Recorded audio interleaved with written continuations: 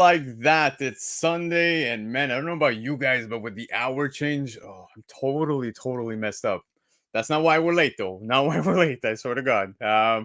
Our guest tonight had a little bit of technical difficulties. I may have messed up his connection. I don't know what happened, but regardless of the fact, he is here. We are good to roll. But yeah, man. So like I was saying, that time change absolutely ruined me, and especially with having two kids, we don't sleep, right? And my guest knows exactly what I'm talking about. But guys, thank you so much for being here. It is the weekly comic wrap up, and we are already making our way to episode 23 tonight.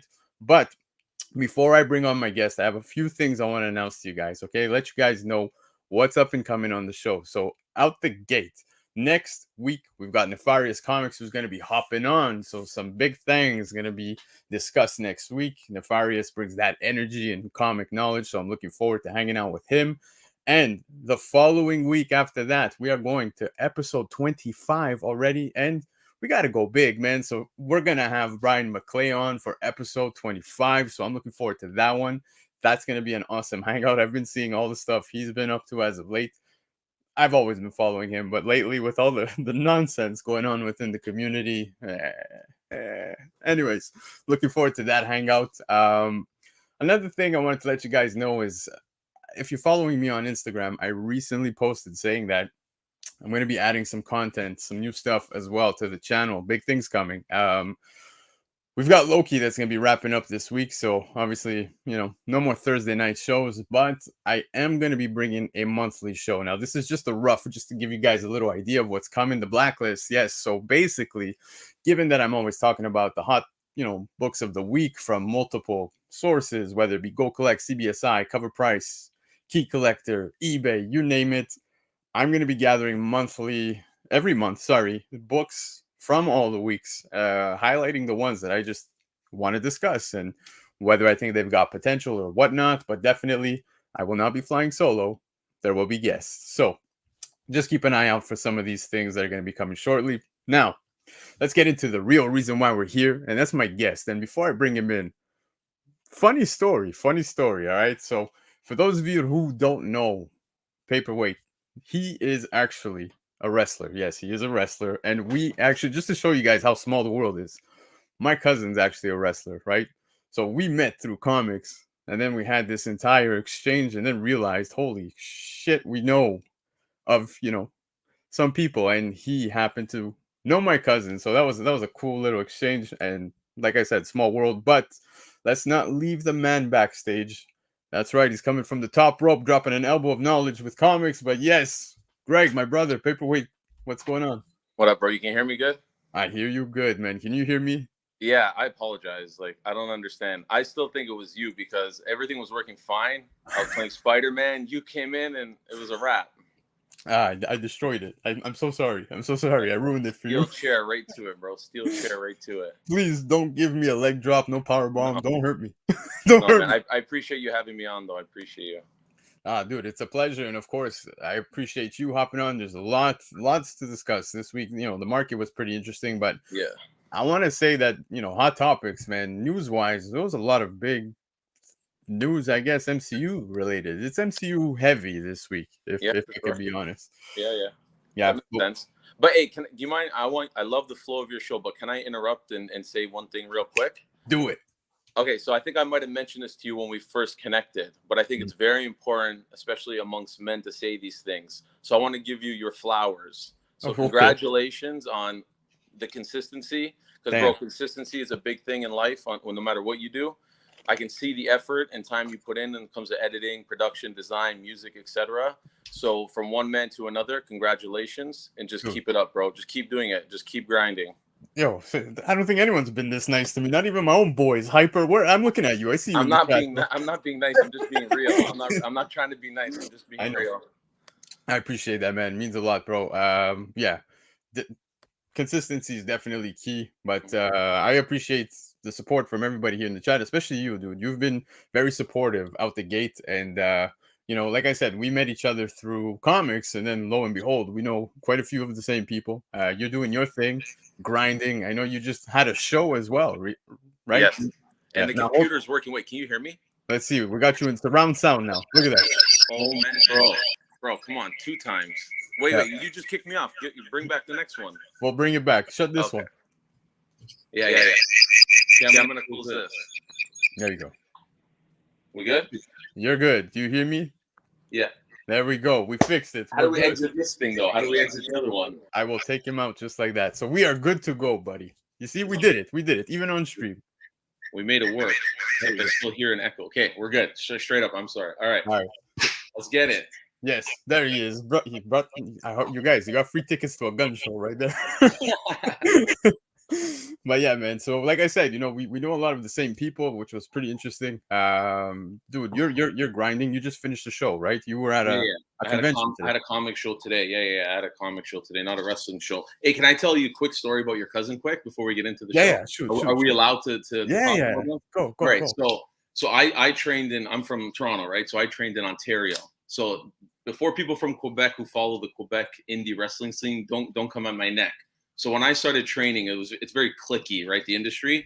So when I was starting to do shows after, they're like, be careful when you go to Montreal and Quebec. Those guys are self-taught backyarders. That's what the term was, right? So they were throwing some slander towards them. So I'm like, okay, again, this is what I'm being told. So we did a lot of shows at the time in a place called Brampton, and your cousin was like a big part of that, right? When I was coming in.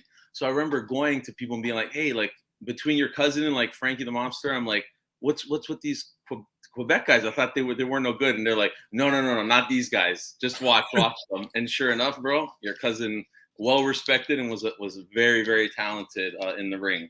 The times when I got to be around them, very talented. But there's a bond, right? Even if you're in the ring or in the locker room for someone for 5 seconds or 10 hours, there's a bond, right? So shout out to your cousin. Yeah, man, dude, and that's an awesome story, man. Especially like you said it. Some of those guys could be a little tough. Definitely, dude, I've seen it. I was around him, seeing all the behind the scenes stuff very often at a young age, and I know the grind is real. Not just in the ring, but especially hustling, promoting yourself, and getting yourself out there as a wrestler. And I might need to get my personal IG back, because this whole thing, like, I have no personal contacts. I mean, I've made friends now on the comic IG page, but I totally erased all my personal stuff, like everything. Yeah, but so from the wrestling ring to the comic scene, dude, the comic scene. Look at you. You started collecting when? During COVID, like a lot of people who jumped in, right? Something to do with the kids. And like I told you, full disclosure, like I don't have as much knowledge as people like in your chat, but I don't want to come across as disingenuous ever. So I never pretend like I know everything. And I have all these comics that I sell and know all this knowledge, but it was introduced to me. And then I fell in love with it because I actually started to read before I would sell. So I like I'm an indie reader mostly, aside from Batman and like the new Superman. But other than that, it's like all indie stuff that I read. There you go, man. So it's good. It's you got some love for DC, and that's definitely awesome. There's nothing wrong with that. But so speaking comics, not only you're fresh into comics, but you're also bringing your kids into it, because you put out some awesome videos every week, dude. I look forward to it on Instagram. You're showing the weekly pickups of the week. You give your shout outs, which you tend to shout me out a lot. And dude, nothing but love. Thank you so much. But yeah, man. So your daughter's picking up on some of these. Comics too, according to the Butcher, the first little lady of comics, she was officially crowned. So it was just something fun to do with the kids. I don't love putting them out there like that, but we try and keep it tight and personal. And she's like a professional model anyway, so she's out there, so it don't really matter. So but yeah, man, it's just something fun for the kiddos. And I've always said it, as much as people want to complain about problems in the hobby, if you really want it to continue to grow, get kids involved. Get your kid involved. Get your cousins involved. Get whoever. Just get kids involved. They'll love it. Yeah, it's funny. It's funny you say that, because I know everybody felt a certain way this year when Spider-Boy made his first appearance, right? But I swear to God, I was just talking with Chia Pet and a few other people in our group, where somebody went to a con today and they saw 2 kids dressed as Spider-Boy. So really already. That's shout out to Chia Pet as well on your guys Beyond Time. I'm sorry, we'll get to your show now, but his he articulates himself well, and some of his thoughts and ideas and are awesome when it comes to that show. He's a gem, man, and I honestly one of my favorite things to see live on stream, especially that we go live immediately after the Yeah, show, yeah, is you see him having epiphanies. Like yeah. you could see, As it you goes could on, see that's what I'm his saying. face. That's impressive, right? Yeah, I No, love it. I he's love it. onto something. I feel like he's onto something. Yeah. But all right, Greg, man, I appreciate you hopping on. Of course, we're going to go through the FOC picks of the week this week, selected by Lefteros, and of course, market report and hot topics. Lots of cool things to discuss. But before we get into it, we got to say hi to all the people hanging out in the chat. And who's first? It's none other than Michael Baker. I We can think, bake. yeah, I think we don't got a Baker shaker this week, bro. That hurts my feelings. He actually sent me a reverse Baker shaker, which I'll tell you guys about a little later. But I think a book sold for like $9.50, slabbed, slabbed, Slab? yeah, slabbed, yeah. But we'll Everybody talk loves about a that. $10 slab. Was that American or Canadian? Because $10 American is like 3,000 Canadian right Yeah, now. yeah, I no, don't it know if was you it know was that. American. It was American. But of course, Rob Malone's in the house. My brother, always appreciate seeing you in the chat and swinging by. And we have a chat going as well where we talk almost daily now. But it's for the last 3 years, pretty much. But Steph's Comics in the house. My fellow brother from Montreal, man. This guy's always he's picking up crazy cards and ripping boxes and doing his thing on his Instagram. If you guys aren't already checking him out, go check him out on Instagram. Constantino, another brother up here in Canada, bro. Look at that. This guy's all the way out west and he's tuning in. And I know, the time went back an hour for us. It hurt me, but they're already behind us out east in Canada. So, yeah, yeah. Who else we got here, man? We got Hyper. There he is, man. What a black crown in chat. Hype. I actually bumped into Hyper at a local comic shop this weekend, and it was immediately after he finished his Comic Con that he had went to. We had a little convention in town, and the guy always finds gems, bro. You saw his post. Yeah. I was gonna say he just spent all of his money, and he didn't say hi to me right now. He just said hi to you and everybody else. So That's I'll have words with him later. yeah. Expect a swanton bomb, bro. Yeah, no, no high flying moves. No, No, capable, but not no. doing it. Uncanny Swags in the house, man. Spine Ticks absolutely crushed it last night. I was having nothing but laughs the whole time. If you guys haven't yet, go check out the replay, man. Swag disappeared when the adult babies came on. So yeah, if you're wondering what I'm talking about, go watch it. I ain't gonna describe that to anybody. They're gonna shut down my channel. Marissa, my wife for life. Appreciate you being here, babe. I know you're in the other room, probably like, shut up, but still supporting. So I appreciate you. Spidey guy Murph. Time change fucked me up. Yeah, dude, it was terrible. I completely missed the entire window to attend a free local buy, sell, trade comic event I've been looking forward to. Screw DST, PST standard. We must adopt a UTF. Yeah, dude. I was telling my wife. I've never been bothered by the time changes. I'll be honest, ever. Dude, the kids made me. You know what? They were actually not so bad. They were not so bad. I actually slept more than I thought. I mean, my daughter always does. It's my asshole son that you never know. But we're past the 5-minute mark, so I don't think you'll get in trouble for the swear word. But There you go. Yeah, exactly. But all right, who else we got here? We got Lefteros in the house, and like I said, guys, stick around. We'll go through some of his FOC picks of the week, and I'm gonna be giving a special shout out to Lefteros once we get to the market report. So stick around because big things for this man. I'm very proud of him. So, who else we got here? We got Trev, the shipping guru. Stick around, guys. 10 p.m. Eastern time. That's right. He goes live as well with Evil Mike. They're going to be going live on Trev's channel at 10 p.m. Eastern time. So once you're done here, go show some love, man. There he is, the man with the epiphanies live on stream as we go. Chia Pets. We got one more show. That's it. One more show. But we'll continue to do more. With it, man. You guys are doing a good job with it for real. I appreciate that, man. We're going to continue to do more. There's still the Marvels. There's going to be What If. There's going to be Echo, which we'll talk about later on in the show, dude. We will. Yes, we will. But yeah, man, I was pumped to see that one. All right, let's make sure I got everybody. We got Spine Ticks, the man, the Sith. That's right, the legend. Sith Lordly's in the house, man. He's pumping it, doing his thing. And of course, like I said, if you guys missed it, definitely go and check out the replay of last night's show. It was like, dude, they always make me laugh. If Spine Ticks is one of my favorite channels, but last night there was some special vibe going on. All right. Greg, it's time, bro. We're going to get into the show now. Very Degeneration X of me, according to Nemesis Prime. I was going to say, how do you not have Triple H doing this for you yet? Like, how do you not have the snippet? Yep, exactly. I just don't want to get banned. The last time I was doing WWE stuff on the Comic Kingpins channel, they would just shut down every video, dude. They're fast. They're Yeah, fast. they don't But mess around. regardless of them, we don't need them. You know why? Because I'm going to ask you, Greg, are you ready? Yes, sir. I'm ready. Let's get There it. you go. Let's do it.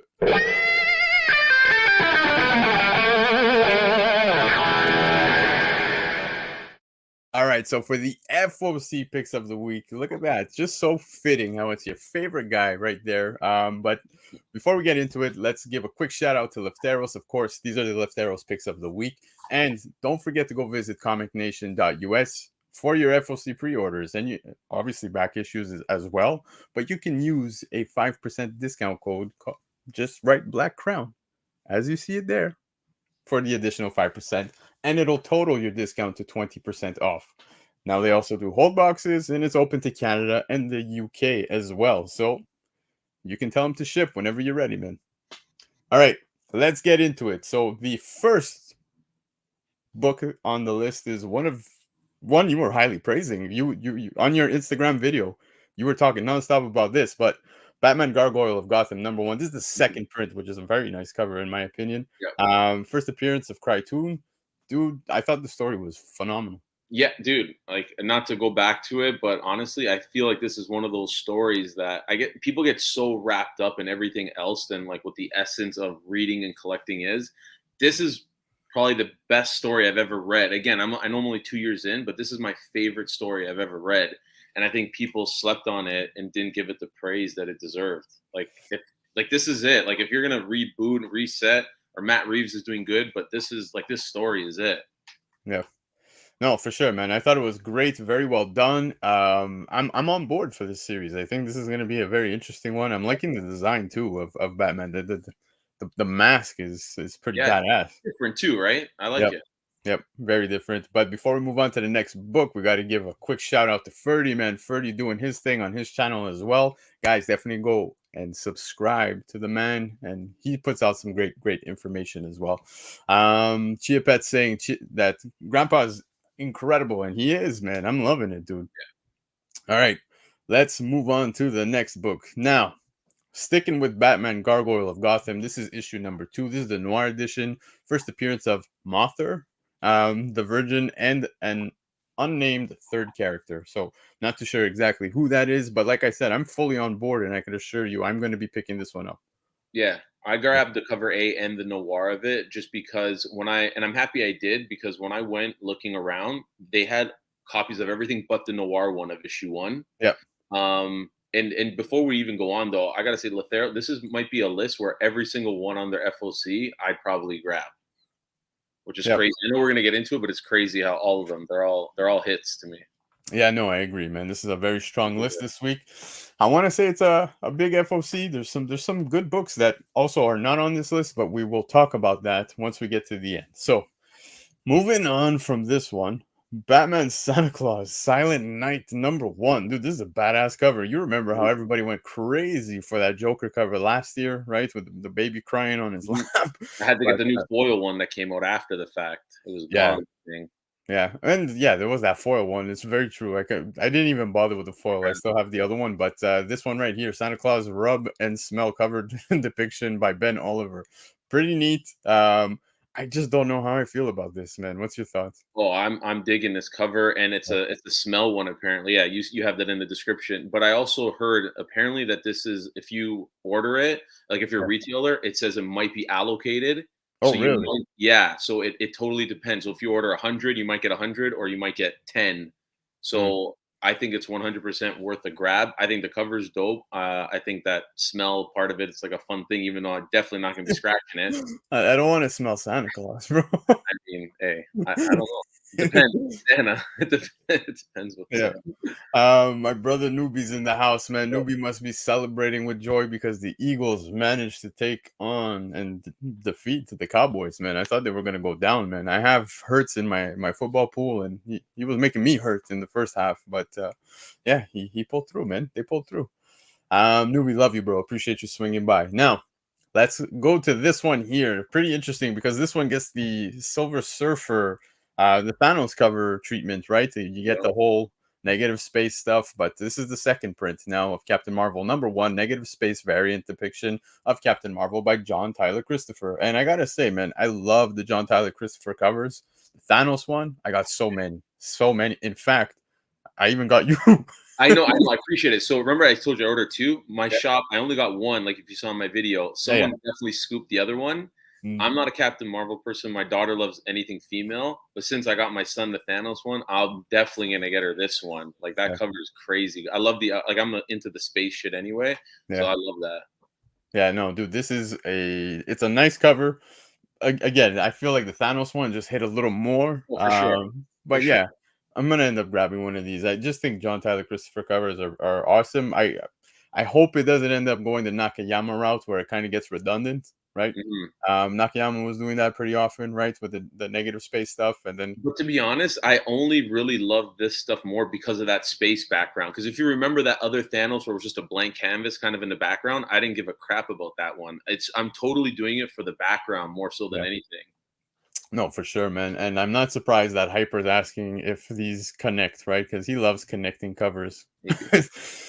All right, moving on from this one, we've got Moon Knight issue 30. Now, this is awesome because it's the first cover appearance of the new Moon Knight. So you guys, chat, everyone's aware that Moon Knight is seeing his end of days, right? With, every sun that sets, well, the moon comes up and we're going to have a new one. So, yeah, dude, I don't know how you feel about this. I know a lot of people felt a certain way when they saw the design. They said it resembles a lot of Spawn. And I could see that 100%. I can definitely see it, yeah. Yeah, but I'm looking forward to it because we got Moon Knight 30. I assume maybe by the end of it, we'll probably see, I guess, a cameo of him. Who knows? But yeah, this is one I'm definitely picking up. And there's quite a few covers too. There's a Scotty Young. There's so many. Yeah, I don't know. Like I think I probably will, just because, like I said, this FOC is really good. And again, it's fun to still kind of spec on things, even though it's a different day, these days with that. But I'm intrigued because I know a lot of people weren't too thrilled. I think we'll get to like the new Punisher thing, and I guess now we have another new Moon Knight. So we'll see. Yep. Dan the Torres in the house. Dan, you posted an awesome picture. I don't think I've ever seen you looking so tidy, so clean, so neat. Look at you, man. But I saw you doing some karate teaching and stuff. So shout out to you and appreciate you being here, man. But all right. Punisher #2, you just brought it up. Punisher, that's right. We have a whole new Punisher making his way this week. Issue 1 drops, I believe, new comic book day this week. And in issue 2 here, we've got first appearance of the Offer. Now, I'm going to assume at this point it's probably the villain. But regardless of the fact, I'm looking forward to reading this new Punisher, right? Because Punisher, I feel like never gets... I don't want to say he doesn't get a good run because there's been some good ones, right? Like, I love... some of the Punisher runs we've gotten in the past, especially even the last one was pretty good. I know a lot of people were upset with the logo change, but it made perfect sense. Like the story was well done. Now this here, I'm hoping is gonna be a banger. I'm fully behind this new idea of the Punisher. So the last run of the Punisher, I haven't read it, but I heard great things. Like I think I bought the first 4 or 5 issues, and I didn't get to reading it yet. I want to, but I don't know, because I was reading online that they make it very well known. I hope I'm not spoiling, but that this guy says, like, he acknowledges that he's not the Punisher, essentially. And I guess they're kind of anointing him as it. I don't know. Obviously, I haven't read it, but we'll see. Yeah, again, I think I'm going to grab the Scotty Young variant of the issue 1 for sure. Yeah, Chia Pet's already read the Punisher 1, saying it was great. Don't sleep, guys. So there you go, right out someone's mouth who's already read the book. You read it already? Yeah, there you go. That's what happens when his brothers love Teros, bro. Connected. Yeah, there you go. But yeah, before we go on to the next book, Paul, my brother, another one from Spinetix last night. Like I said, I can't stress it enough, guys. Go catch that replay. The show was so awesome, man. Don't sleep on Offer. No, on Punisher 1. It's dropping this week. All right. We've got Star Wars High Republic Adventures #1. Now, dude, again, I always say this almost weekly at this point when it comes to Star Wars, but so many first appearances, and I'm going to give this one a good shot here. You got first appearance of Tartak Vil. I think I did good. But yeah, man, I don't know if I'm going to be picking this one up. I don't know either. I mean, it's a number one. The Dark Horse stuff, I assume it's printed far less than the Marvel stuff, but Yeah. we'll see. Yeah, we got Joel's in the house, man. Joel's my bro. Appreciate you. All right. Moving on from this is what I was talking about. You got Vengeance of Moon Knight #1. Now, this is the main cover, and I gotta be honest, dude. I think Finch hit a home run with this cover. I think it's gorgeous, man. But you're possibly getting the first appearance in story of the new Moon Knight here. So I think this is worthy of a pickup. Now, although it is a $5.99 US book, if I'm not mistaken, so that's a heavy penny for us Canadians, man. That's about $8 Canadian. Yeah. Don't get me started. Yeah.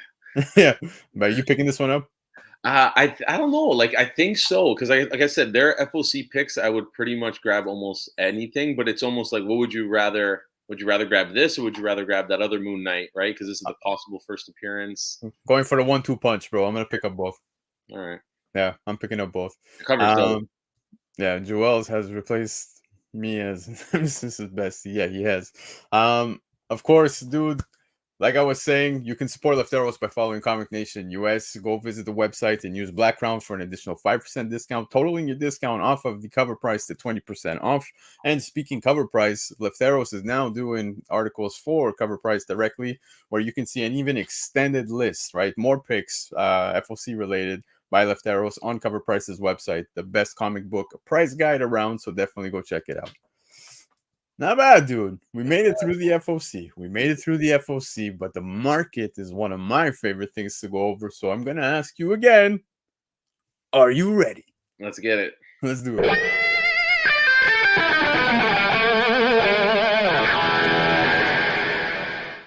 Hey, Greg. So, as you know, CBSI, Cover Price, eBay, Go Collect, Key Collector, you name it. Looking at the lists all across and seeing which books were discussed this week, which ones were making waves on the secondary market. Yeah. And I gotta say, there's quite a few here that were interesting. A little more tame, but there's some big sales. So let's get into the first book. Now, this one doesn't surprise me because last week we were talking some of the news surrounding Frankie Nova, and this book was already starting to make its splash. Now, Fantastic Four 244, Frankie Ray becomes Nova, Herald of Galactus, right? CGC 98 sold for $460 US, and this one came in at number 8 on Cover Price. Pretty neat. Do we know what it is at Raw? Do we know what it's going for fair market value Raw? So it very much fluctuates between the grades. Like I've been seeing like VF copies going for like pretty cheap. I would say maybe like $8, right? Oh, So wow. yeah, it just shows you like if you get it in a 9.8, just how high you can get a return on that coin. But yeah. I saw one today at the show. I was looking at it. It was high priced. It was mid to high grade, but definitely overpriced. But Yep. So what's your thoughts on this one? Now, the main reason why this is even getting any love is because of the fact that Galactus is rumored to be in Fantastic Four. Now, it's funny because we've yet to even hear anything about Fantastic Four, anything about Galactus, right? So Galactus himself is a rumor, and already now this is another rumor. So again, rumors on top of rumors here, and look, it caused the book to spike. Pretty wild, right? yeah, I mean, since I'm aware of what we're going to be getting into, there's correlation to everything that we're about to see, Yeah. right? I mean, it just depends. It's a different time now. I would advise people to tread lightly, don't overspend, right? But if there's an opportunity that presents itself, I don't know, man, because look, like about Nova Galactus, like I have no idea. I know they're about to announce, I think, stuff regarding Fantastic Four, but I don't know. I think this is something if you've been looking for in your collection, now you might be a bit late since it's spiked. Yeah. But I don't know. I really don't know what the direction MCU is going, if this is a good grab or not right now for the price. Yeah. Agreed, man. And then before we go to the next book, we just want to give a quick shout out. Cali Comics is in the house. Cali Comics, appreciate you swinging by. It means the world to me. And of course, we've got some other people making their way. We got Cliff, who was on with me last week, man. Cliff on Comics doing his thing. Definitely go subscribe to his channel. He's doing tons of awesome stuff all across, man. Council of Comics. He's got Comic Legion Live right now on his phone, and I'm on the TV, dude. That's extra love right there. Extra love. So I appreciate that. Dan Torre saying, I paid 60 cents for this and still have it. There you go, man. Yeah. Smart. Imagine that. Great value raw at the right price. Beautiful book, dude. I agree, man. It's an absolute banger. Fantastic Four 164, super slept on. We'll see. Yeah. We'll see. Let's talk about that. Jomo. Yeah, okay. Jomo. Jomo. Joy of missing out, baby. I love it. Eric C's in the house. Pick up a nice raw copy. Still a nice book to It's have. definitely a Yeah. good book to have. I'm not saying that. It's just I don't think you want to be spending 460 USD today on that book. You know what I'm saying? Yeah. No, 100%. Now, if it does come to fruition, we'll see where it goes. But yeah, man, Gregory's in the house, man. First time watching, Gregory. Appreciate you, man. Hit that subscribe, the like button, and come and hang out. Enjoy the ride, man, because we've got some big shows up ahead as well. From one Greg to another. Subscribe, like all that. There you go. Trev saying gorgeous cover. So there you go. All right. The next book. Yeah. Constantino already brought it up, but Fantastic Four 164 also took a little bit of a spike. Now, last week when Cliff was on with me, we were talking some of this Galactus and Frankie Nova news, where people were saying Frankie Nova will most likely be the one who will come forth as the Herald of Galactus once we get Fantastic Four. But at that time, we were seeing already spikes with Fantastic Four 244, but 164 wasn't getting it up until now. And here you have it coming in at number 6 on cover price. First appearance of Frankie Ray. CGC 98, dude, check that out. $1,000 US. That ain't chump change, buddy. Yeah, Constantino was even talking about how it's been slept on. See, like this is a book, even though I don't see it like super often. I'm not saying it's super rare, but like I don't see it. But it might be one of those books that people have just passed through so often that they didn't even think. Right? Yeah. I think it's a great cover. I mean, again, and when it's on these lists, now's not the time to grab them. Right? If you got them and you got them on the low, you're laughing, right? Yep. But yeah, I mean, again, we're gonna see what happens. I honestly feel like they're in a completely reset, rebuilding stage. I know that might sound like an obvious thing, but with like Loki and the Marvel, all the stuff we'll get to, I really don't know how to call it right now with what they're gonna do and who's gonna appear or not. Yeah. Again, it's very interesting to note that like nothing has even been confirmed, not even Galactus. So seeing, this getting the love it's getting right now is pretty interesting. But again, it's still a good book to own. Like I think this is where it should be. So I sadly don't own this Fantastic Four 164 book. Then I might have a second copy. If I do, I will hit you up. Let me look in through these piles of boxes behind me. But all right. Yeah, exactly. Chiapet. How is that possible, Dan? That is impossible, especially for Dan. I don't understand. Totally under the radar and underappreciated. The quality key 164. There you go. All right. Here's one that was completely slept on that recently came out. This is a new book, right? I think it came out last week or 2 weeks ago. But Beneath the Trees Where Nobody Sees, number 1. Dude, it was such an awesome read. And I'm all for it. Horror meets cute animal storybook, right? Kind of reminded me, well, not entirely, but Ice Cream Man tends to do that, right? Like it kind of feels like a kid book, sort Are of. these self-contained stories, or is it like a No, like, well, Ice Cream Man actually story wise doesn't really feel like a kid book, but I mean they came out with some of those Dr. Seuss covers and stuff like that. But this one story wise as well, you get that vibe. I think this was a great book, and I can clearly understand why people are flocking to it now, because this has tons of potential to get picked up, in my opinion. And I'm in agreement with the people who also believe in that. So raw high copy selling at $34 US, man, and near mint face market value is $13 US, dude. This was I think a $3 or $4.99 cover book. So immediately it's already getting some love, and so much love that it came in at number 7 on cover price and number 2 on CBSI, man. So my intuition when it comes to buying like new comics, if there's a good cover and a good story, I almost always grab it. For whatever reason, I chose not to pick this up, and and it was the one book that like was in my head the entire day. Like I should have grabbed it, and then sure enough, like look, just like that book, like when I got like the Sickness issue 1 that no one was really looking at. There's just certain covers and stories where it's like, and again, we're looking at $34. Like no one's going to retire off of this, but it's just fun to know you've grabbed something at a cover price, and now it's going up, right? I regret not grabbing this because I heard great things about the story, and I'm an idiot. Yeah.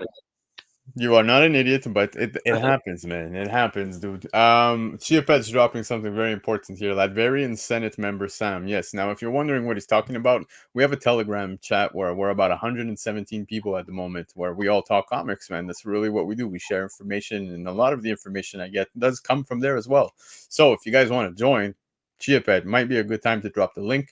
But yeah, man, somebody called this in the chat, man, not too long ago. So even before it came out, saying, dude, this totally has potential, and look where we're at. So I made sure to grab my copy, thanks to that man Sam right there. But all right, moving on from this one. This is pretty interesting. Amazing Spider-Man issue 36. Now this is the 1 in 25 ratio by Arthur Adams. First appearance of the Repossessor. Now it has nothing to do with the Repossessor whatsoever, but rather this Arthur Adams cover being a beauty, and of course Arthur Adams fans, and you got the Black Cat fans. So raw highs are going at $60 US. Near mint face market value is at $39 US. It was number one on cover price because yes, quite a few copies moved, and number 9 on CBSI. Man, this is pretty nice. I do. I mean, I'm not gonna. I don't think I need to say why. I think this is a nice cover, but but yeah, man, I didn't get a chance to get one of these, but yeah, man, pretty interesting to see where it's at. I mean, it's a 1 in 25 as well. Like, I don't typically buy the ratio variants, and like for all I know, like what were shops selling this for, right, at the time? Like, how big percentage wise of a spike is it? Well, usually ratio books, let's say a 1 in 25 would go at about $25 US, right? Yeah, So fair. So yeah, okay, so it's doubled. yeah, easily. Yeah, on the high side, it's doubled, but still, it's going a little over ratio price. So we'll see if it holds, man. I don't know how I feel about maybe this holding, but I can imagine an Art Adams signing at CGC takes place. Yeah, it'll probably spike again. Oh, yeah. But all right. Nova number 1, bro. Nova, finally. And it's pretty fun to see this one getting on the list here. But you got the origin and first appearance of Nova, Richard Rider. CGC 96 sold for $285 US. VF face market value is $67 US. Now I do want to say one thing, dude. This is significantly lower than what it was recently going at not too long ago, especially during the pandemic. A lot of the Nova rumors, we were getting the rumors that there was going to be that special presentation on Disney Plus. Nova's going to get a movie. Now we've heard in the MCU already within Guardians of the Galaxy that Xandar, we've seen all of that stuff, right? We've already gotten like little crumbs of Nova, but nothing's ever come to fruition yet. It's not happened. We've not seen Nova. But the book spiked. I remember seeing 9.6s hitting like $8 Canadian, $700 Canadian. Like there was a time where that was going on, and now 9.6 is sitting at 285. But a few copies sold, and they came in at number 18 on cover price. What's your thoughts on this Nova? So when this book like kind of piqued my interest, it was obviously during like the boom, right? And it was just always too much money. So I was kind of waiting for it to come down.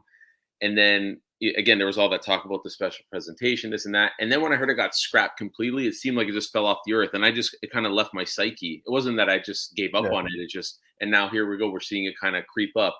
I think it's inevitable, but again, when, right? But I think it's obviously, if you have it, great. If you can get it at the right price, great as well. It's inevitable, I think. Yeah, I agree. Nova rumors came out. Nova's still in development. Yes, it has to, man. And I really, really hope we get Annihilation. I say this almost weekly at this point. I feel like I'm repeating myself, but man, Annihilation would be absolutely awesome. Now we know Thanos completely destroyed Xandar within the MCU, right? So I would love to see a Nova story unfold. It's not canceled. Just watch Cosmic Wonder. Discuss it today. There you go. All right, Chia, my bad. I'm just saying the word on the street was it was scrapped. Yeah, there you go. It could be like wrestling dirt sheets where like I feel like Disney Marvel now is starting to put out the fake news to kind of distract people themselves, right? Like that's a common thing that's done. Yeah. I mean, again, it don't matter. I think it's inevitable, and I think if this is a good book to have in your collection, either way, just at the right price. Yeah, for sure, man. Now, before we move away from Nova, I just want to give a shout out to Comic Ozzy in the house, man. Ozzy, always appreciate you swinging by, bro. And I keep saying this, Ozzy, we got to get together sometime soon, man. It's been a little too long. And of course, it was Super Lit Comics. They're saying very good book, man. Super Lit, dude. What up, Super? Thank you so much for being here. I hope you enjoyed the show, bro. Subscribe. But yeah, man. So Nova, like I said, I'm very hopeful, man. I'm very hopeful that we see some Nova stuff very soon in the MCU. There's a lot of stuff happening within the MCU, but it's all good, Chia, bro. Yeah. So even if nothing happens, always a nice book to have in your PC. I agree, dude. I got my copy thankfully to Vancouver Comic Junkie, who was on a few weeks ago. He hooked me up good, man, and he knew how much I wanted this book. So shout out to him. Yes, Annihilation Wave, dude, 1,000%. All right. Trev, dipping out. Take care, everyone. That's right. Trev's gonna go set up for his show, so don't forget, subscribe to Trev, man. Show him some love. He just hit 2,000 subscribers, man. He's crushing it. There you go. All right. Here's a very interesting one, and especially from, for myself being a big Spidey fan. Amazing Spider-Man issue 12. This is a 2018 Tokyo Con variant. Only 6 copies on the CGC census, right? Look at this, dude. A VF copy. Raw. Sold for $1,236 Cover price shaker. And now I imagine, like I said, scarcity right here, baby. You've got only 6 copies on CGC census, but being in Tokyo, yeah, dude, being in Tokyo, I wonder, maybe it's difficult to get it over here overseas, but like, cover. I've never seen that cover. That's a dope cover. I've never seen it. Like, I'm always skeptical when I see those kinds of like sales. Yeah. But that's a sick cover. I would not pay near that amount of money, not even close, but that's a dope cover. It is. It's awesome. And like I said, man, this one comes straight out of, 2018 Tokyo Con. I had no idea at all that this even existed, but to see that only 6 copies are on the CGC census and seeing raw copies in a VF condition selling over $1,200 that's not chump change, dude. So that's pretty impressive. But enough with this one. We're gonna move on to Gargoyles. Yes, the Gargoyles love is still going because yes, we got some rumors, live action. But for some reason, issue 9. Now, I don't know because I've not read this book yet, but I did see that on this cover it says The Next Generation. So something that I want to go dip into now. It definitely piqued my curiosity. But you got the Mona on the cover here. There's only 498s on the CGC census. So the CGC sale that took place in a 98 was $340. This one came in on a cover price shaker. Now, I said, Saturday morning cartoons. I always tie everything to Saturday morning cartoons. I almost want to shed a tear when I think of Saturday morning cartoons because that shit just doesn't do it anymore. They don't do it the way we got it, right? No. But yeah, this one would pop in later on. And I think it was Infamous Jeb who corrected me in the chat because I said Saturday morning, but all right, it came in the afternoon, maybe 11, 12, 1, whatever. But Gargoyles was my life. I loved it. And cool to see it get some love now. That is cool. I thought she had a big booty. That's just her tail. Yeah, no. She ain't no Kardashian. I agree, Paul. Yeah, don't lie though. You still find her attractive. But anyways. Yeah, man. So like I said, pretty neat to see this one. Again, I have no idea why issue number 9 is the one that got some love, but I'm definitely gonna go give this one a read and check it out. Yeah, that's interesting. All right. Yes, I agree with Callie 1,000%, man. I can literally hear it in my head. Gargoyles, X-Men in the 90s cartoon, and Spider-Man. Those 3, I can literally hear them all the time. And for some reason, I don't know if any of you remember this, but Bobby's World. Remember Bobby's World? It sounds familiar. I don't remember. I was a Turtles guy in the 90s. Dude, oh yeah, so obviously the Turtles, but Bobby's World, man, it was with Howie Mandel. Howie Mandel did the voice, dude. It was if I see it, I'll know for sure. For sure. Yeah, that's how you know. Saturday mornings. But anyways, if Newbie is still in the chat right now, the guy, he's been flaunting it on Instagram, letting the people know he's been talking about this for some time. He even tagged Thoro, and I remember him mentioning something about how this is a book to pick up, and this was a while ago. And I'll be honest with you, I didn't pay attention to Newbie. What made it though? Like, where did that spec, like, the infancy of that spec? Where did it come from? From a Dynamite Highlander book? Like, what was it? Highlander number 0. The reason why is because for the longest time they've been talking about a remake now with Henry Cavill, right? So now news has come out that this is going to be taking place. We got an update; it's still underway. So raw copies are selling at 34 Canadian. $34 Canadian is pretty impressive, and it came in at number 4 on CBSI. The reason why I say 34 is impressive is because it was a 25-cent book. Look at that! You see it, only 25 cents. Ah, okay. Right? So Yeah, you made some coin there. You made some coin there. Yeah, that's okay. You know, when I was asking people at the con today about it, people were like, "What? Which book?" Like, and I'm like, people probably had this in their dollar bins and they didn't even know. Yep. And even at $1, they were making some profit because this is a for sure, 25-cent book. But yeah, man, pretty interesting. Dude, look, Henry Cavill, I think, is going to do an awesome job here. I'm looking forward to actually seeing this. But again, I absolutely paid zero attention to what Newbie was saying. And here we are kicking ourselves in the butt. Yes, Joe Perry is a god for that solo, man. That solo in Spider-Man is just incredible. For those of you who the didn't know, story of the comic, like the interior, is it good? Is it a good story itself? Because like I don't know how you'd spec on something with if the story isn't good. You know what I mean? So I'm not too sure. Now I do know this is a Del cover, but I have no idea. I didn't read it. Like I said, Newbie Comics was talking to me about this for like quite some time, long time ago. Never paid attention. Absolutely zero attention. And now I'm finding myself saying, okay, let me see. I'm gonna give this a read, and if I can find one in the wild, I will probably pick it up. You probably will soon, like if you do it quick enough. Because anybody I talked to today, they're like, "What book?" They had no idea. Exactly. There you go. All right.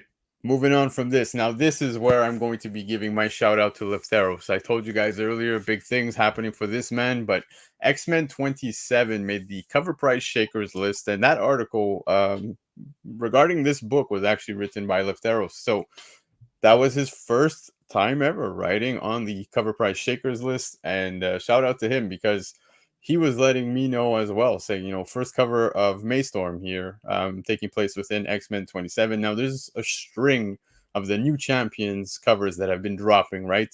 So I don't know if you've already seen some of those, but there's some neat ones, right? These being sidekicks to some of the bigger characters that we've come to know for so many years. Like example, Ghost Rider's got one. Pretty much everybody's got one. There's that Kid Vision and so forth. But yeah, I think this is a pretty neat cover. Now, the main reason why this is starting to gain some traction also is because Peach Momoko did this cover right for this character, but Peach Momoko is also going to be handling the Ultimate X-Men run. So it's just you put two and two together.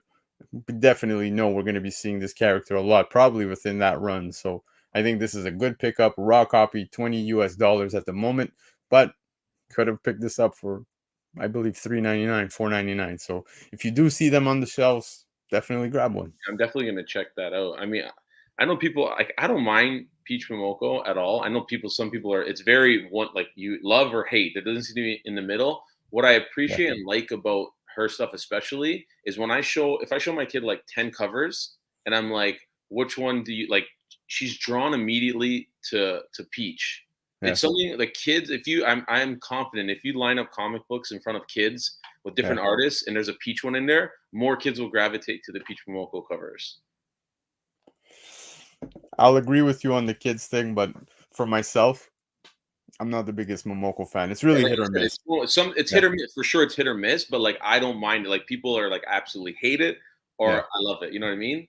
So I like it because I like that kids are drawn to it. Yeah, of course, man, and it's clutch, dude, for the future of our hobby. I think that's awesome. But, and anytime you see it, who it is. Sometimes you can get mixed up with other artists. You know exactly who it is as soon as you see it. Yes, and I think that's something that is just awesome, man. Especially with artists in today's time, man, you can differentiate. You could tell who's doing what. Like I know when Scott Campbell's doing his cover. I know when Nakayama's without even reading, you know exactly who's doing it. See what Derek put in the chat. Sorry to cut you, but you see what he said about the. It's true because even though I know this might sound dumb, my daughter's always like, it looks like she drew it right on there. Yeah. You know what I mean? She doesn't think about the process. She's like, it looks like it's drawn right. The thing that she's seeing has not been printed in the hundreds of thousands. It was drawn on that book, Yeah. So I think that's what it is for the kids. So Derek, Yeah. Leftero saying this cover and character design are great in my opinion, and I agree, dude. Look, don't like all her stuff, but this caught my eye at FOC, 100%. Yeah, the I am. background.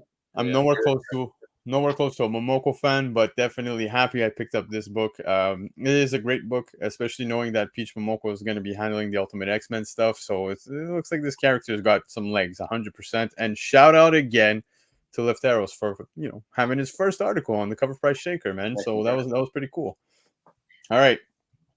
Moving on, we got Ghost Rider 17. Dude, this is nuts. This blew my mind because this recently came out not too long ago. And it is not a ratio book. This is not a ratio. This is just a simple cover. I believe it's B, cover B. I was going to say the artist's name. It was Bjorn. I always butcher the name. I'm not even going to bother with the rest. But Weapons of Vengeance crossover, which I've been reading, and it's been pretty neat, man. The whole Helverine birth, stuff that came to fruition as well. That ended up happening. I say fruition because it was bound to happen. We all like it. You saw the story progressing, and you're like, okay, I can see something's gonna happen with Wolverine here. Now CGC 98, 150 Canadian. Raw copies are going for $80 Canadian, dude. And I'm not kidding you. I was checking eBay. So like what was this like a low print run? Like it doesn't, again, skeptical hippo eyes with this one. It's just odd. I have low cover. I have no idea what the print run is on this, but it cannot be that scarce. Like I said, like I'm pretty sure I've seen this out there already. Like I was at my LCS not too long ago. I'm almost certain I saw it there. This is an LCS near my house. I was just going there to buy boxes for for my books, and I'm almost certain it was there, man. So seeing this at $80 Canadian and this being just a regular cover, this is, I'm assuming, simply for cover because reading the book, there's nothing at all that takes place. Yeah. No, it's definitely the cover, which I appreciate. It's just I'm shocked by it. It doesn't make a ton of sense, but yeah, man. If you grabbed it, like awesome. But again, like you see now the paper that Marvel prints on, like maybe they're all you're cold hyper. Maybe they're all trash. Like there's just a handful of really high grade copies that are floating around. I don't know, but this one is very odd to me. Yep, it's nuts, and I agree. Chiapet said it himself, saying, "I mean, it's cool, but it's nuts." It really is, man. This one actually took me by surprise. Every week I look at the FOC list, and I'm like, all right, which ones can I see potential here? Some of us look for that ROI, right? We want some return on our investments, and which ones know that it's not completely a waste. Not everything needs to make you money, but it definitely feels good, if you bought something that you can even get rid of it at what you paid for, at least, Yeah, for sure. But like this is one that when I'm going through my FOC list on my phone, like I totally skip over it because yes, I'm reading the book, but I would have never thought that like this one would have picked up. So this is very impressive to see the raw copies alone going for 80 Canadian. It's nuts. It's absolutely nuts. So shout out to everybody who actually managed to pick one up. I agree here that Marvel paper is absolutely horrendous. Not even one ply. I wouldn't even wipe with that, bro. It's crazy. It's just Derek, this is terrible advice, bro. Basically by advice. Yeah, no. There's some weeks that it's just cold weeks, man. Callie's saying, I think I'd rather have Marvel Comics present 69. Yeah, dude, 100%, man, at $80. Yeah, well, sorry, some books are better paper, but when bad, it's real bad paper. 100%. Dope Ghost Rider cover, but damn, Paul, I agree, man. That's insane. Hyper's got it on this one. If you got them, yeah, I don't see it holding this. We'll see, but yeah. Anyways, moving on. We're going back old school here. That's right. Dan Delatorre, I hope you're still in the chat here. He may have picked one up. This one came out in the 30s. But yeah, man, Mickey Mouse Magazine number 5. This is the first Snow White and Seven Dwarfs cover. Good raw copy sold for $650. That's pretty impressive, man. Cover price shaker. Now, I mean, yeah, I could imagine there's definitely a market for this. 1,000%. There's no doubt about it. Would I personally pay that? No.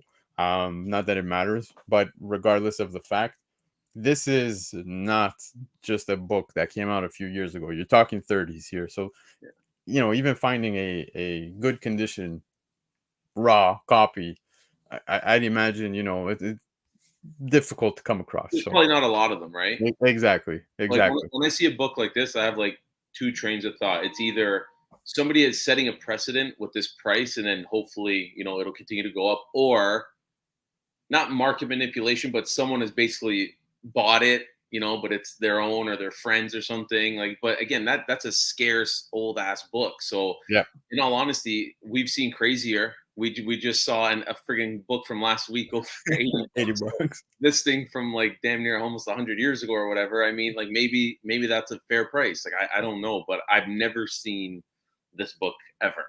Yeah, I know. I do think it's a fair price. I mean, it's a little more up there from, I believe, the last sale, if I'm not mistaken, from what I was reading on cover price. Don't quote me on it. I'm just So trying to there's been remember. multiple sales of it. There's not been that many. I mean, Okay. there's I do see on, like, when I was googling for some of these photos, I did see some on the heritage auctions, and I imagine obviously this is where such a book would sell. Rocksteady's in the house. Rocksteady showing some love. Thank you for swinging by, bro. Hope to hang out with you on Tuesday on Newbie's channel. Same, Derek. Yeah.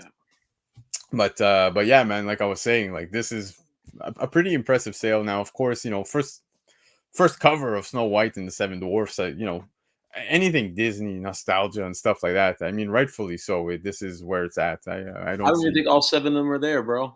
So you've got 1, 2, 3, That's 4, 5. I think, yeah, we got cameos here, bro. I think. Yeah, you might got them all. You might be right, man. I don't see all 7, so there you go.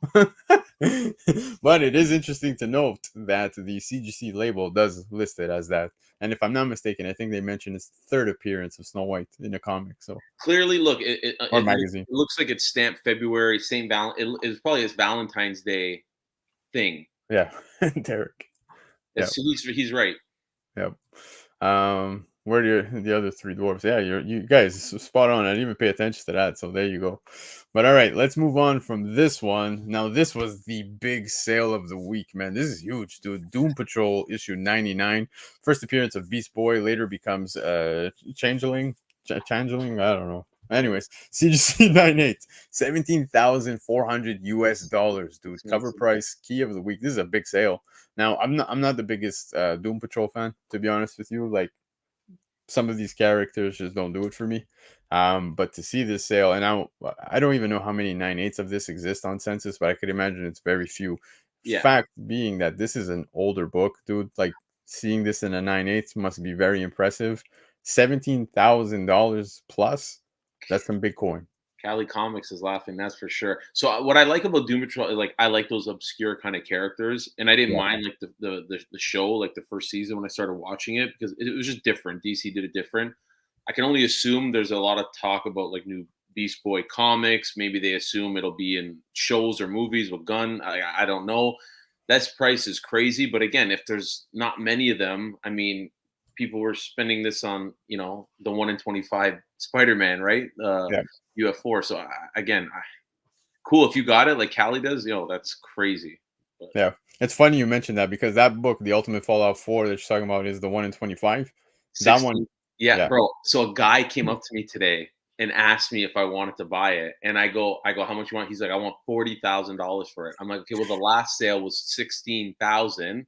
I have no interest of the show. I'm like, I'll give you 9,000 Canadian right now, and he's like, no, I'm gonna hold.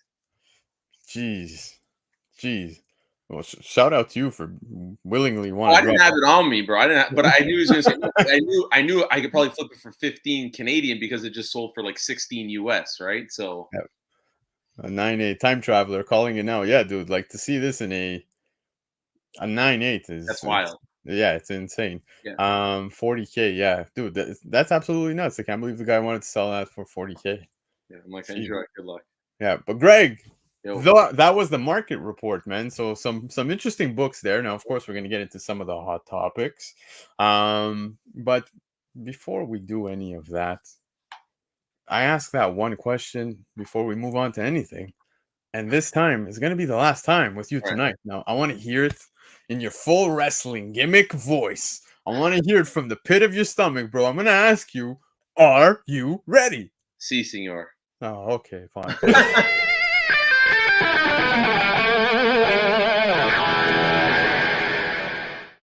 I love it. What if I say no? What if I say I'm not ready? Well, then we'll wait until you're ready. We'll start talking about something. We'll go to the washroom quick. Okay, hold on. Yeah, there you go. We'll take a break. Everybody can go take a pee-pee break. But hot topics, man. like I said, very, very MCU heavy. And, you know, some interesting article had come out that we'll get into. Quite a few things to digest from that one article, so we'll break it down very briefly, but a few things to go over before we get into that. So let's get into the first one. We got the Echo trailer, man, and dude, it was badass, man. Look, first and foremost, I will be the first one to say I had full doubts with Echo. Not so long ago, we got the whole logo change, and I'm like, oh, the font kind of reminds me of that Jessica Jones vibe. Trailer hits, dude, and it hits hard. First off, everybody who had their doubts about, the Netflix series hopping over to Disney Plus, a lot of people were saying, but it's Disney, they're gonna cut out all the violence, the blood, the fights, the gruesomeness, and all that fun stuff. They rolled with it, and boy, did they ever do. That trailer was a bloodbath. Simmer down, bro. Simmer down. Okay. Let's bring it down. And now I'm gonna say it. So it's the first. They said the first TV mature rated Disney Plus show. Yeah. So I'm in total agreement with you. The trailer completely shocked me.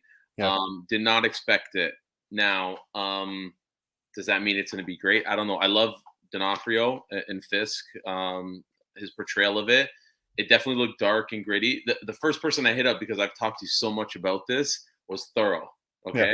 And we were kind of in agreement. Didn't expect this, but I'm skeptical. I'm going to watch, but I mean, there's been so many changes along the way to it. We'll see. I mean, did they edit things to now appear a lot more darker and more violent, or was that always the case? I don't know.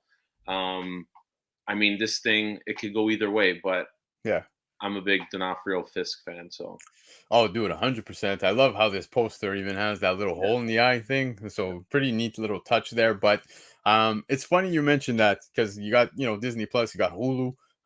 So they're gonna be. This is the first rated TV mature, right? So I'm excited that they're at least gonna be sticking to that aspect, right? Because what we got with we know Daredevil's coming, Punisher's coming. We even saw Daredevil within this trailer. You saw him for like a very quick second, and if you blinked, you missed it. But regardless, I'm just happy to see that they're keeping that dark tone, like you were saying. Yeah.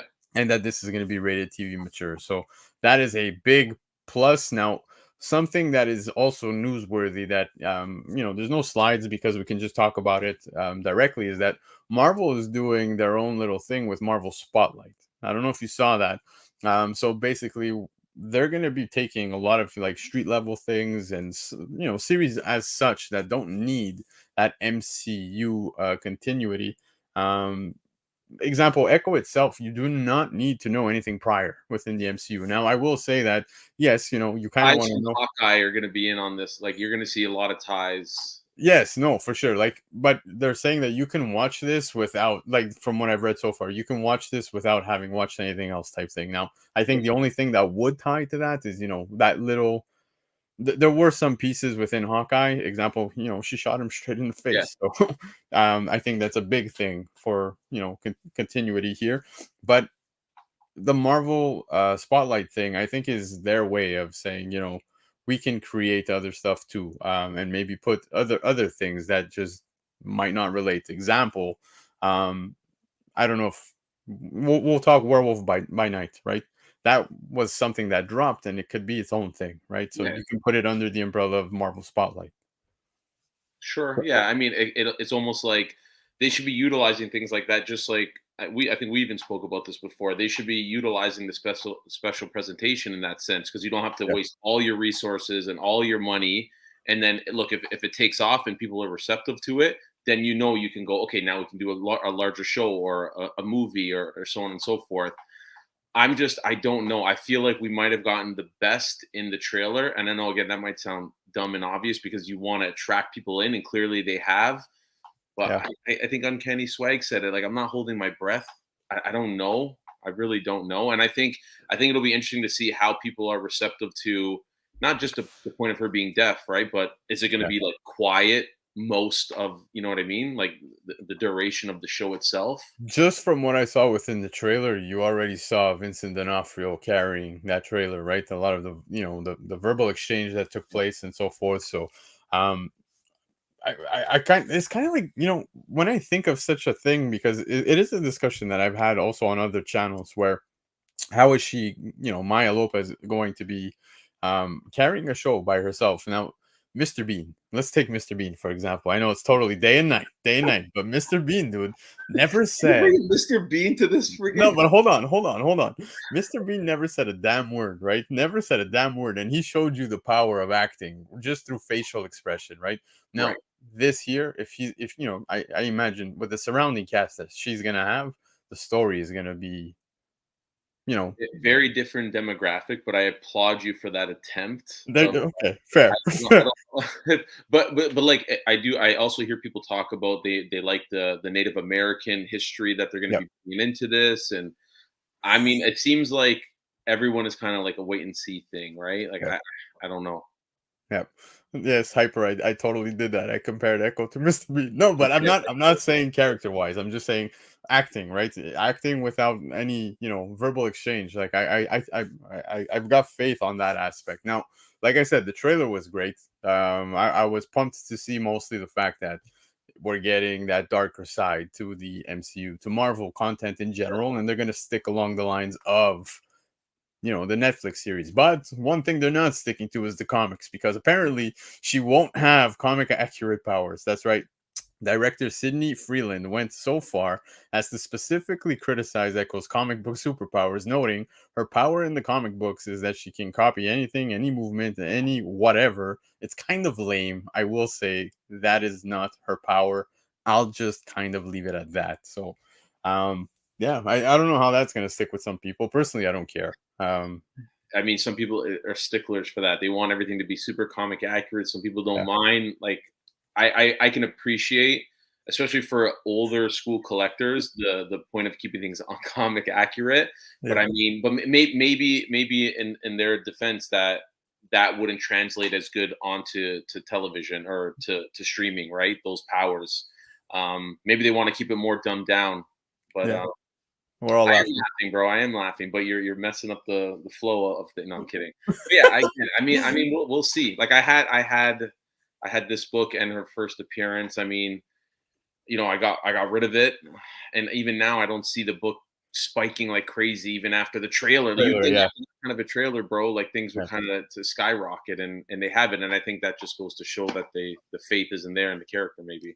I will say I would not be shocked if next week we do see some of her There's a books, like spike. issue 9, 11, 10, probably making, let's say, the not cover price shakers, but I could imagine, making the runner up lists and so forth. But we'll see.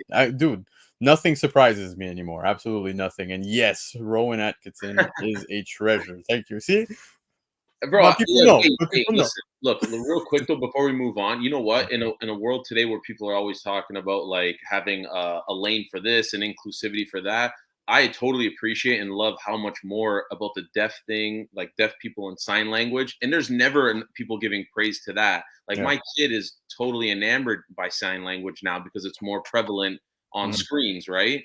Yeah. But you don't hear a lot of people really get behind that, and I think it's great to see that kind of stuff. Now, Agreed. will it be good in the show? We'll see. Yeah. Agreed. Now, shifting gears, dude.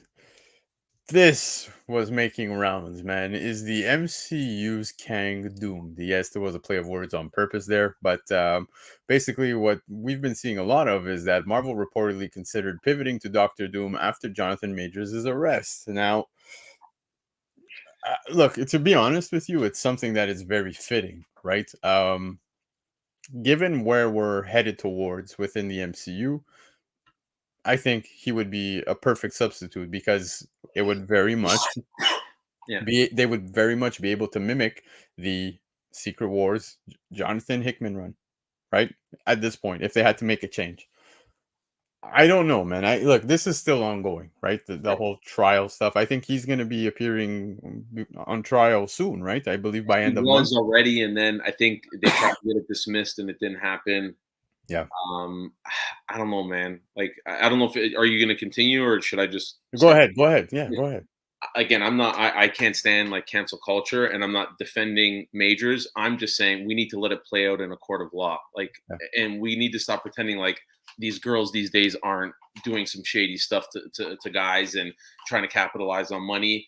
at the end of the day, I mean, I was actually shocked because I thought Disney, being that super progressive type of company, was going to completely get rid of them, right? And Yeah. then, and it didn't happen, and I'm happy.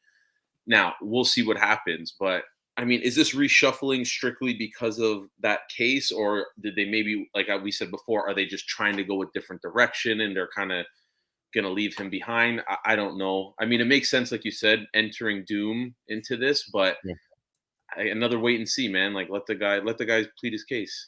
Yeah, I agree with the fact you see, like Chiaped, Michael Baker saying, "Do not rush Doom," because Doom is a huge villain that we do not want to see You are botched. right. Right? You No are right. botching on this one. We just No. want it done as it should play out. Especially, we want to see some of the Fantastic Four making their way. Now, I am hearing rumors that Doom stuff might be taking place, and I feel like if we were to see Doom at any point now, it's possibly because the MCU wants to play it safe by setting up both possible, worst case scenarios. Is we've got Kang, let's set up Doom in case, and let's see how this plays out, right? So Which is if smart. yeah, exactly. So that if anything does happen with Majors, figuring that it's Kang the Conqueror, I would expect that it's an easy person to recast, right? Because you've got multiple versions of him, right? For sure. Yeah. Now, unfortunately, we did see that Council of Kangs at the end of Quantumania, so pretty much everybody was there. Immortus looked like Jonathan Majors. Everybody looked like Jonathan Majors. So maybe that's what they want to avoid, and I hope that everything plays out, in favor for the MCU. I'm not saying Jonathan Majors, but just so that it's easier for the MCU. Now, if they were to start to pivot towards Doctor Doom, like I said earlier, it's a perfect transition, to set up maybe the 2015, Jonathan Hickman run, right? It would be very fitting. I would love to see God Emperor Doom, but then I kind of feel like we lose out on other Doom stuff type thing. You know what I mean? We gave us the strongest Doom out the gate. I think North 49 summed up like everything perfectly when it comes Yeah. to everything right now. Like, Yeah. write good stuff that people want to watch. Like, don't try and please, like, you know what I mean? Just, you need creative people. You're a lot of what's happening today is you're hindering creative potential and growth because people are scared to do certain things. The only way you're going to make great things is to like take risks and just do what you genuinely as a creator want to do. Yeah. But let me ask you, who would you want to play Doom? Oh fuck, man! It's really tough to say, man, because Doom's gotta carry like pure badass vibe. Like Keanu it's, Reeves? I don't know, No, man. Keanu doesn't do it for me. I don't know either. I'm just asking you. Yeah, no, it's tough. I'm trying to think, man. Now I remember when there was Adam Driver? Adam Driver rumors. I was like, Yeah, yo, I'd rather see him as Doctor Doom than Mr. Fantastic. I That's me agree. being Yeah, honest. yeah. Marvel, they messed up there. They actually, I feel, had the right casting in Doctor Yeah, Strange. yeah, exactly, man. But yeah, who Henry Cavill? Oh, that would be interesting, man. Yes, Chiapetta is right. He is right. I've heard, yes. After Josh his Hartnett. comeback in that Black Mirror episode, that was the only good one on the season. I Yeah. did hear that as well, Josh Hartnett. Yeah, Hyper saying at this point we need someone with a clean record to play Doom. Guy. Rowan Atkinson, Mr. Yo, Bean. That's right, man. you Yo, guys got jokes tonight, eh? I'm gonna rename this episode to the Mr. Bean tribute show. This guy's got jokes. Yeah, there you go. Everybody's got Oh. the jokes, but Get ready for the Mr. Bean memes to like just flood your page. Tomorrow your stories are. I'm expecting you to tag me in some Mr. Bean stuff, but No yeah, man. So you started touching on some of the stuff, and that's exactly what I wanted to get into. So there was talks of that, and you also have this that came out where Avengers Assemble. Yeah, so Marvel Studios is considering reviving Iron Man and Black Widow for future Avengers films. So we're seeing a lot of scrambling here. Again, this is all rumors, nothing confirmed whatsoever, but it's also something that seemed pretty much inevitable.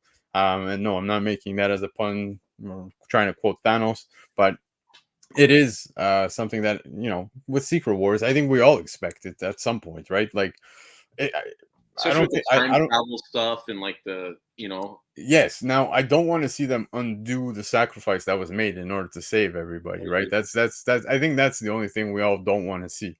But if they have to go back to the well here and reassemble the original Avengers, because maybe, Marvel's feeling or Disney's feeling like, we're not projecting the targets we're hoping for. They're not seeing the numbers they wanted. Like I'm looking at some of the box office tracking to the Marvels, and it's not looking good, right? They're saying maybe 75 to 80 million. 50 now it's tracking. Oh, 50 Jesus. 55. Yeah, that's what I'm saying. Like, we don't know what direction things are going to go. At the end of the day, when you hurt the pockets, you force change, right? So now this thing, I don't know about Scarlett Johansson, but I will say when it comes to Iron Man, I might be in agreement with the defects on one of their recent unboxing, the AI Iron Man, like Tony Stark thing, that comic, maybe something along those lines. I don't know if you can pay Robert Downey Jr. right now to do for the length of time that they might need. No, exactly. Now, Chia Pet is saying exactly what I was trying to say here, is that this was always happening. It's not a scramble. They were intending to bring them back, for them to come back as variants and then a soft reboot. I can understand that in the variants perspective. Yeah, exactly. So that's what I'm saying is, when I started this off saying kind of expected, is with Secret Wars, I think, anybody who is a comic book fan or anyone following the MCU is expecting to see multiple characters, right? There's been a string since I started the show back in the end of May till now. 23 episodes almost every week. There's rumors of this guy showing up in Deadpool. You got Elektra showing up. You got Daredevil showing up. Ben Affleck. Everybody's showing up. So that's what I'm saying is this would not surprise me. I almost expected at this point to see a soft, reboot and so forth. Seeing returning faces, as long as it doesn't impact the sacrifices. Like I said, right? Black Widow made her sacrifice, and so did Tony Stark. So Tony Stark. I'm skeptical now of Chia Pet that he's not some insider at Disney just hiding in the chat. He's like bro, like he works. He's works.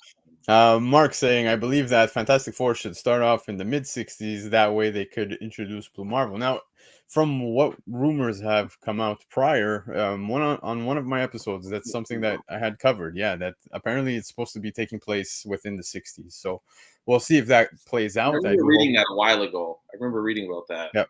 Yeah, exactly, man. Ferdbird saying, man, I hate soft reboots. Yeah, well, let's not talk James Gunn reboots right now, man. That one's confusing me up until now. But Callie's saying exactly, Mark.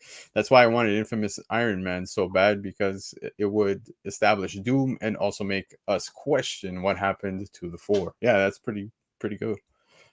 Chia Pet saying Cap, Iron Man, Black Widow, Thor, etc. in a soft reboot after Secret Wars with new actors. Yeah, I can see that playing out.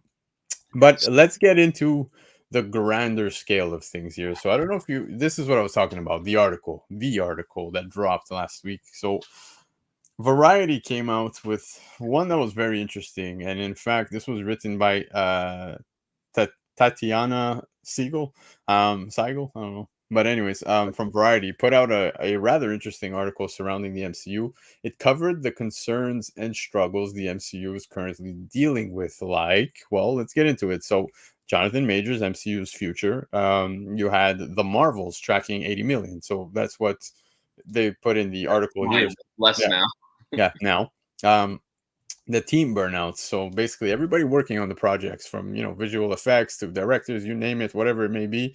This, the team burnouts leading to unionizing. Blade 5, which now has gone through 5 writers. Ali nearly exiting. And then return of original Avengers, which we just touched on briefly. So I thought this was I don't know if I want to say an interesting article in a good way. I kind of felt like, most of what was being said is stuff we already know. I just think it was maybe a slow news week, to be honest. It was a lot of nothing to me. It's like they said a whole lot of nothing, to be honest. Exactly, man. And I think you and I are on the same page just hearing that. So, Jonathan Majors MCU future. So what? Let's see. Let like you said, let this trial play out. I do think Kang is one of the most easily to be replaced characters. Unfortunately, I don't think Jonathan Majors is an easy to replace actor. That's my standpoint on that, because I think he's doing a phenomenal job. Watching Loki, dude, Victor Timely, when you first got introduced to him, he was just awesome, man. I absolutely loved it. Listen, I've enjoyed Majors as Kang, but honest to God, dude that played High Evolutionary smashes Majors to me when it comes to like acting. James Gunn Yeah. was right when he talked about that guy. Yep. Michael Baker saying, please talk about what they were going to do to Blade. No wonder Emily was about to walk away. Yeah, so Really, he is walking away. He's saying so. I agree with Chia Pet where it's not a bad thing. It's a good thing. Yes, you want the story to be right, but you're on the verge of losing probably the best Blade that they probably could have casted. Yeah, exactly. North 49, I agree, man. No news flash here. Absolutely none at all. Good call on Majors BC. Yeah, dude, like that's my thoughts on that one. Now the Marvel's tracking 80 million. Look, in all honesty, like I said, there's two things that I want to mention here. Is that one, I don't want to say superhero fatigue has kicked in. I refuse to even agree to that, because look at all these people with, YouTube and everyone talking comics. Sure, we're a very small group of people, but and the average person I know is already, some of my friends who don't even read comics are hitting me up and like, yo, we're going to watch the Marvels and whatever. Like, I do think this is still a good, a thing. People want to go watch these movies, but Captain Marvel itself left a horrendous taste in my mouth when I left the cinema. That's me being honest. Dude, it just comes down to good, like people say, good writing, good stories, not trying to appease like agendas and this and that. Like, just write good damn stories. To me, the MCU has been a mess because they're trying to appease to all these different types of people that don't truly care about the comics or the source material of it. And I'm not saying you always have to stick to it exactly, but I think race swapping, gender swapping, this and that, like you just talked about Blue Marvel. Yeah. Like, bring Blue Marvel in. Don't make one person another thing and this and that. And most will agree, like I think, to that. But and there's so many of these points that we can touch on like one by one, but I think it just comes down to good stories, good writing, good acting, like good casting, and that's it. And people will watch. Like, look at Guardians, bro. Look what James Gunn. No one gave a crap about the Guardians, dude. Exactly. Thank you. So that's what I was leaning towards, is that, a lot of people are like, we need to bring back the Avengers, and that's the topic at the end that I was going to end off on, but we'll get into it right away since you brought it up. Now, you have. Do you hear an echo? Sorry. No, that was me agreeing with North 49. Okay, sorry.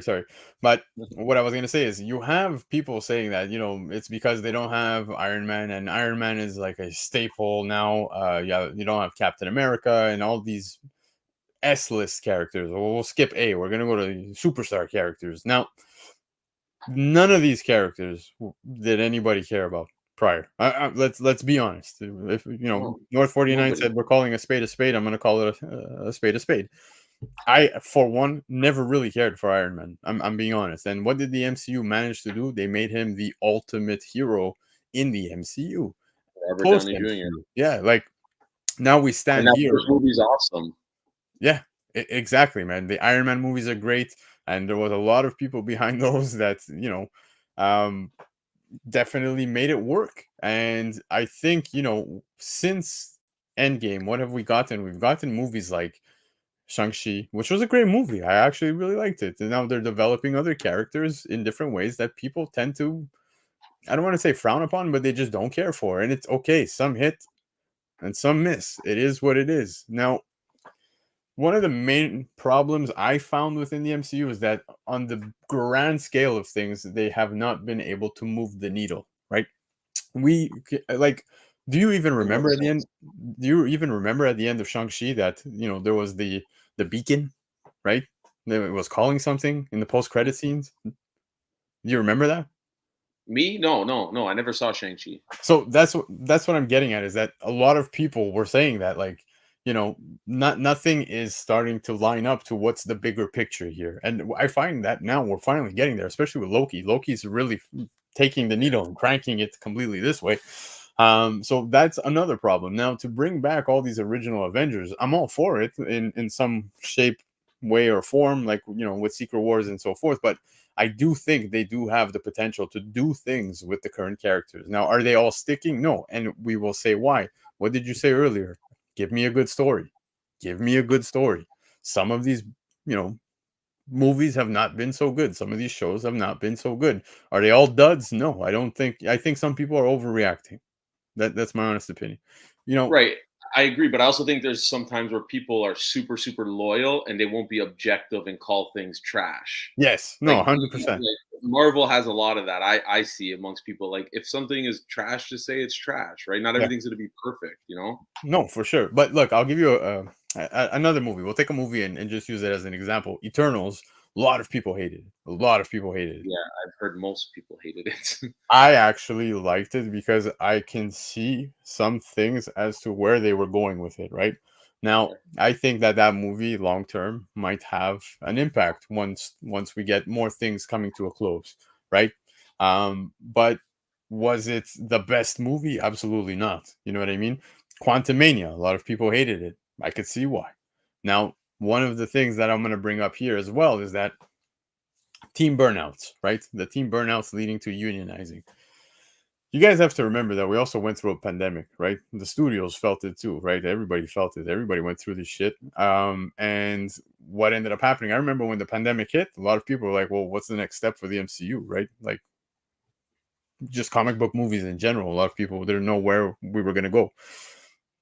Things started to shift a lot, right? We saw even movies like Quantumania, if I'm not mistaken, swapped out with the Marvels. If I think I think that's something that had happened, and there was a lot of pressure on the teams. Now I know that a lot of the visual effects teams were feeling the pressure. They were working long hours. They were not, getting the pay or whatever it was that led them to unionize. So all that pressure. What would we rather? Do we want quantity or we want quality? Right? I'm okay with Quality. the delays. Yeah, Quality. exactly. We want quality. So now we're looking at Blade, right? Take Blade as an example. 5 writers. Ali's probably gonna exit.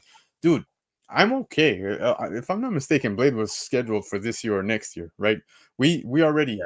we already got some of the Blade stuff in the post-credit scene of Eternals, right? We heard his voice. So now the delay is gonna get dragged out so much, right? That the average person might lose complete interest. But myself, I can tell you, I just want to see a good movie. I really Yeah. don't care. You could take 6 years, you could take 8 years. Just give me a good goddamn movie. Yeah, bro, I'm in total agreement with you. And look, it's unfortunate.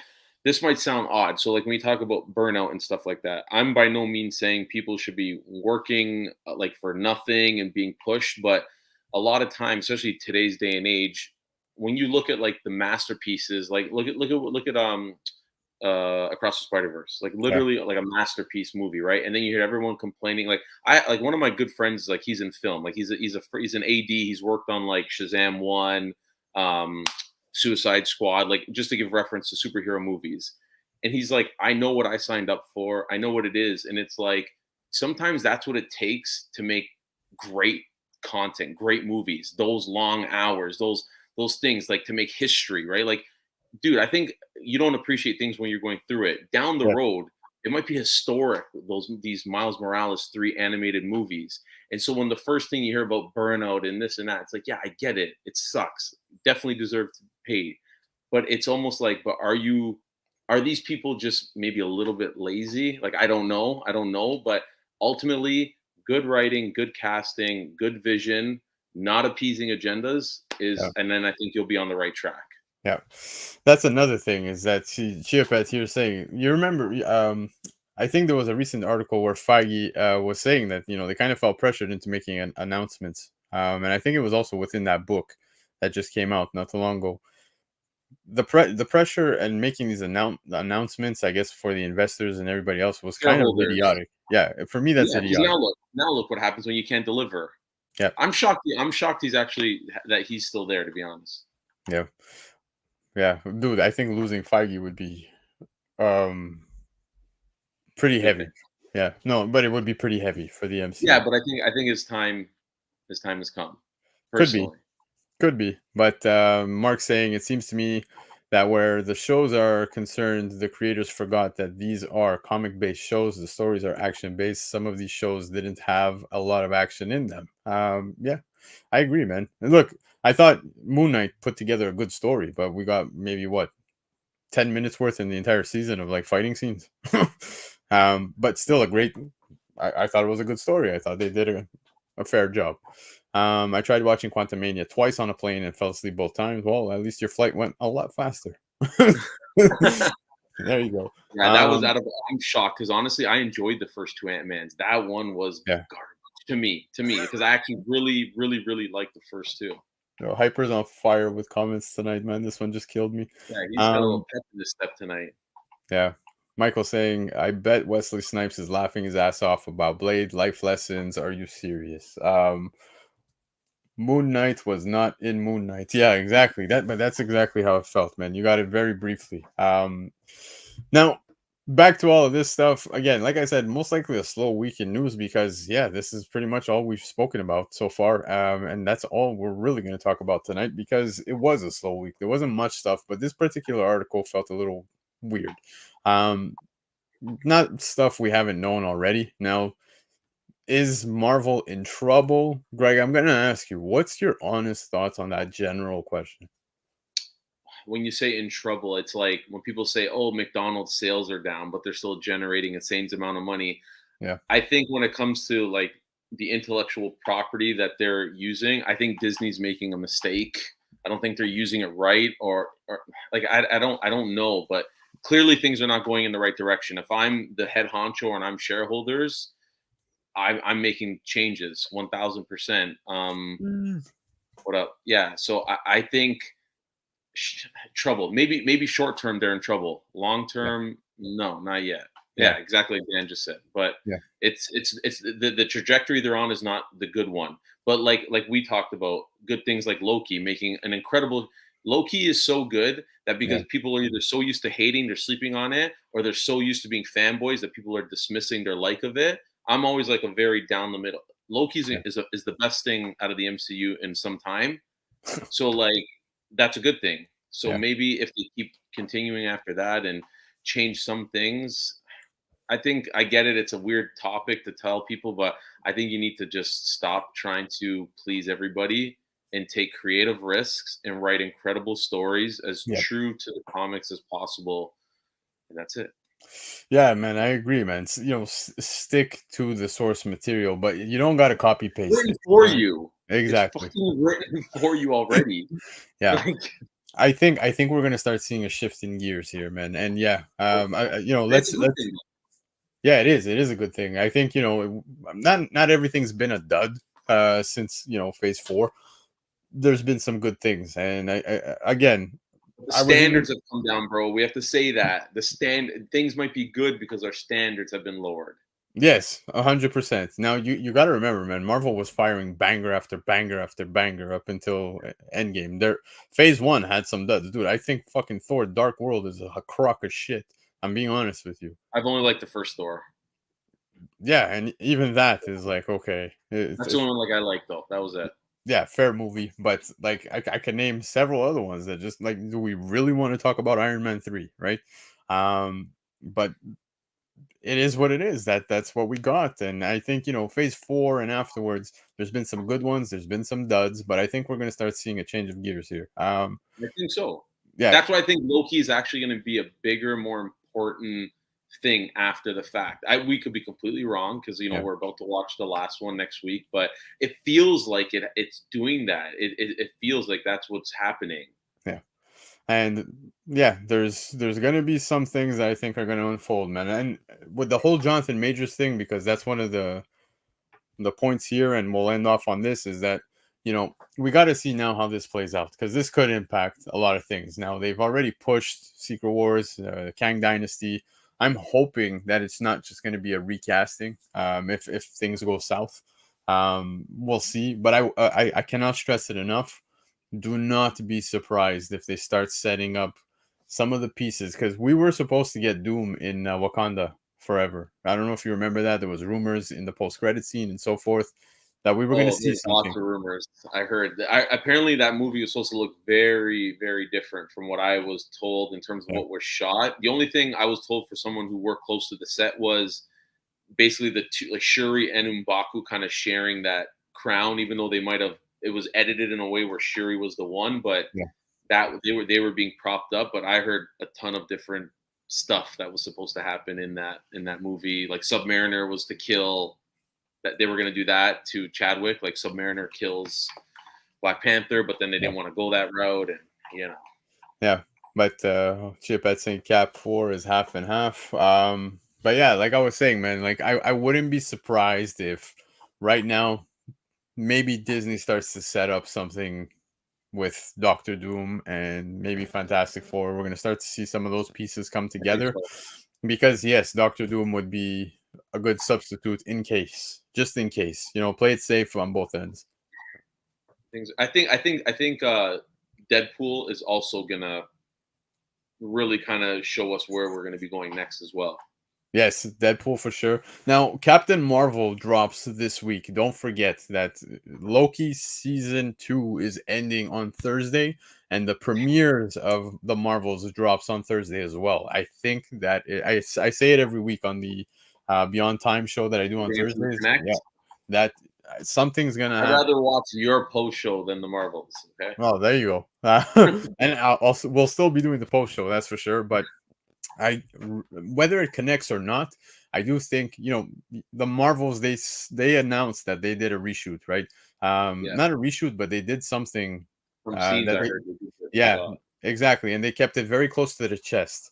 So I imagine they're setting up something big, and from what I'm seeing online, it looks like it just might be it. So, well, fingers crossed that they do, surprise us. I'm looking forward to it.